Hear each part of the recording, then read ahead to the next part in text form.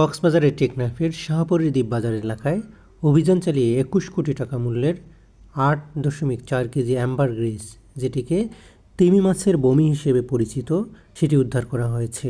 এ সময় একজনকে আটক করেছে বিজিবি। বিজিবির টেকনাফ ব্যাটালিয়ন ৬ অক্টোবর ২০২৪-এ সন্ধ্যায় গোপন তথ্যের ভিত্তিতে জানতে পারে যে অত্র ব্যাটালিয়নের দায়িত্বপূর্ণ শাহপরী দ্বীপ বাজারপাড়া এলাকায় দিয়ে এক ধরনের অজ্ঞাত চোরাই পণ্য পাচার হতে পারে। এ প্রেক্ষিতে টেকনাফ ব্যাটালিয়ন সদর ও শাহপরী দ্বীপ বিওপির ২টি টহল দল দ্রুত শাহপরী দ্বীপ বাজারপাড়া এলাকায় গমন করে।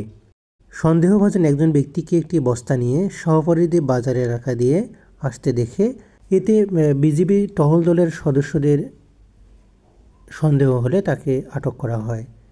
এ সময় সে ব্যক্তি প্লাস্টিকের বস্তার ভেতরে একটি বালতির মধ্যে লুকানো ৮.৩৯৪ কেজি ওজনের অজ্ঞাত বস্তু উদ্ধার করা হয়। পরবর্তীতে উদ্ধারকৃত বস্তুটি কক্সবাজার ও ওশনোগ্রাফিক রিসার্চ ইনস্টিটিউশনে পরীক্ষা করে অ্যাম্বার গ্রিসের বৈশিষ্ট্য পাওয়া যায়। অ্যাম্বার গ্রিস মূলত বিভিন্ন সিনথেটিক পদার্থের সংমিশ্রণে তৈরি এমন একটি বস্তু, যা হতে বিভিন্ন ধরনের মূল্যবান পারফিউম ও ওষুধ তৈরি করা হয়। বাংলাদেশে এ ধরনের মূল্যবান দুষ্প্রাপ্য জিনিসের প্রাপ্তি অত্যন্ত বিরল। এটি মূলত বিভিন্ন দেশে চোরাচালান করা হয়।